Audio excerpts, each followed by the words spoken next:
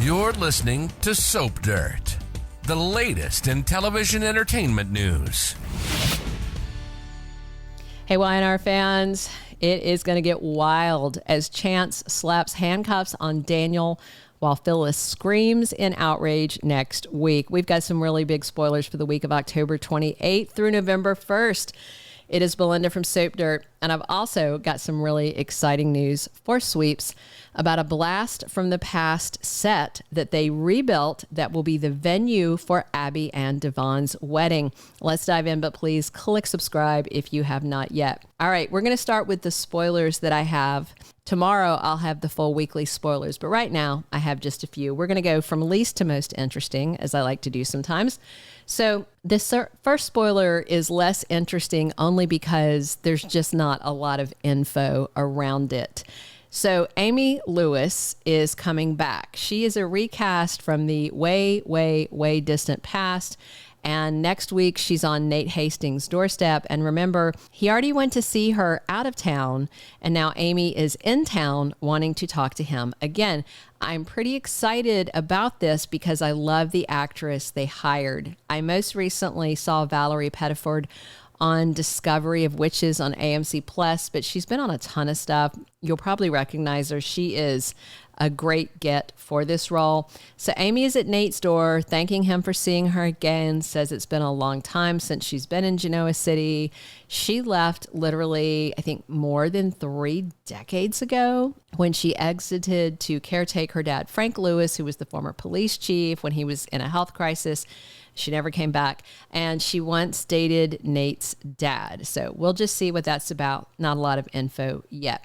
The second spoiler, I want to give you some context for. On Fridays, YNR, Diane is fresh off getting tossed out of the Abbott mansion. She moves into the GCAC, and then she comes over and sits herself down at Nikki and Victor's table to tell them she got dumped by Jack and also fired from Jabot. Then she told Victor she's cooking up a plan to make Jack pay, and she is going to do it by humiliating Kyle. She wants her son to fail in a big way. She thinks he needs a reality check. He needs humbled.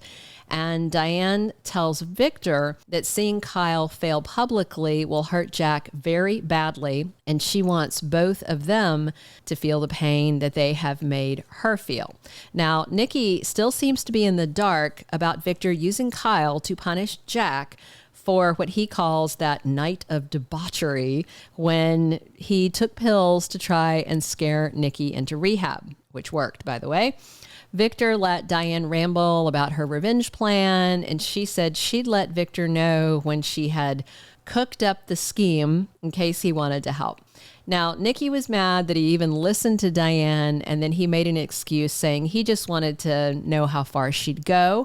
And Nikki said, you know, that's the difference between you and me. I didn't want to hear it. So I'm still holding out hope that Jack and Diane are staging all this to expose their enemies. If not, it's really terrible because I really like Jack and Diane as a couple. We'll see. Anyway, Nikki marches herself to the Abbott mansion next week to check on her pal, Jack. And he tells Nikki that he's lost his wife and he's lost his son, but he will not lose his sobriety.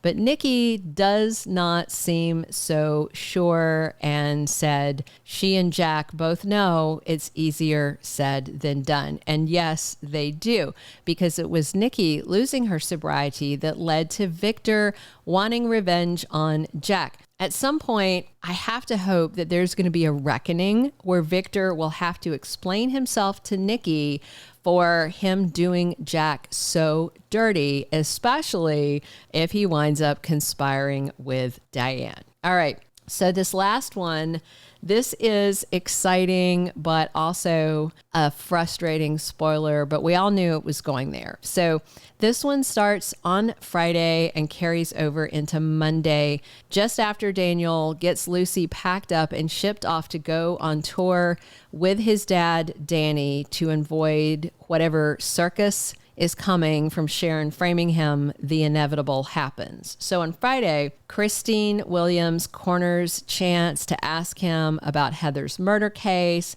And Chance tells her the evidence keeps piling up against Daniel, and Christine points out that all seems pretty convenient. And Chance said it's not up to him, it's up to the DA about whether or not he presses charges against Daniel. That same day on Friday, Phyllis takes her Sharon is the real killer framing Daniel theory to Billy Abbott, who says the same thing that Nick and Chance did, that Phyllis is going overboard, she's reaching, Sharon would never do it, and Phyllis is only accusing Sharon because of their long history of mutual disdain, dislike, and rivalry. So Chance starts to arrest Daniel on Friday at the end of the episode, and that's right after Lucy leaves, so she won't see it, which is good.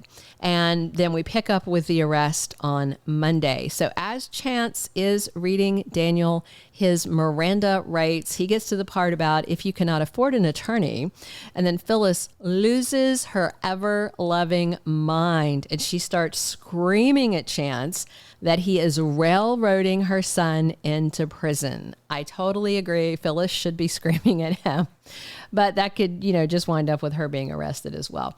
So Chance starts to get impatient and basically tells Phyllis, stop talking. Of course, she's not going to do it, but then both Phyllis and Chance shut up because Christine walks through the revolving door of the GCAC and tells Chance, stop, hold on a minute. And she tells him she is there to represent Daniel. And boy, does Phyllis look shocked. She is no fan of crickets, but in that moment, Phyllis could probably kiss Christine for riding to Daniel's rescue. And she will probably quickly realize that Danny sent his woman to save his son from this vile setup that Sharon has concocted. What's really terrible about all this is that when it first began, Faith was being nice to Lucy, then things started going off the rails.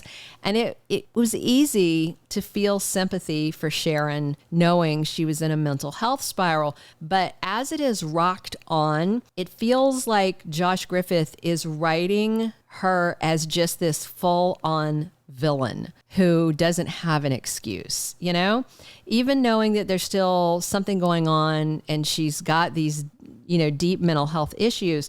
He's not writing her as sympathetic to me, mostly just manipulative. She'll have these moments where she has remorse, but then mostly she's just villainous. And it's kind of hard to watch, and I really worry about the outcome for both the character and for actress Sharon Case. Now, on to that blast from the past set news, and it has to do with Sharon Newman, actually. So they have rebuilt the old ranch house of Victor and Nikki's, the one that Sharon burned down back in 2012. The plot of this is that Victor has somehow been secretly rebuilding this house, and Nikki hasn't noticed. How big is the ranch property? I don't know, that you don't notice there's a house being built there. Anyway, despite the improbability of the whole real estate construction process, they're going to unveil the rebuilt set on Friday, November 8th's episode, and it will be the venue for Abby and Devon's wedding, which coincides with the 13,000th episode of Y&R airing on November 13th. I am super excited to see this all in motion. Thank you for being a loyal listener. Follow us wherever you get your podcast, because you don't want to miss the next episode. Soap Dirt is on all the major podcast platforms, including Apple Podcast, Spotify, iHeartRadio, and more.